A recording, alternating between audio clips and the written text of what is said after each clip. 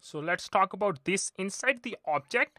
So if you are trying to access this inside a function, what this will refer, this is going to refer the closest parent object, which is person.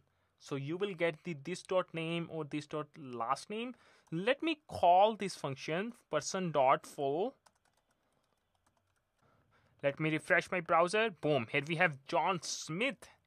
So this is going to refer the closest parent object. So let's say I am going to create another object inside the person object. I'm going to copy the same properties. Boom. Let me format my code. Cool. Let's rename that Alex Hales.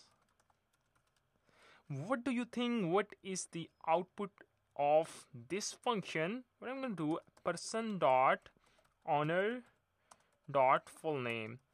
Now this full name is going to use the context of the honor as a this object. So the context should be this object from the honor parent object. Remember that I told you this dot first name is basically is going to represent the closest parent object, which is honor.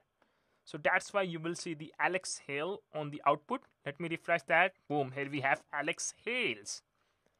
So if you will have a multiple object, let's say you will have a nested object, then this is going to point out the nested object.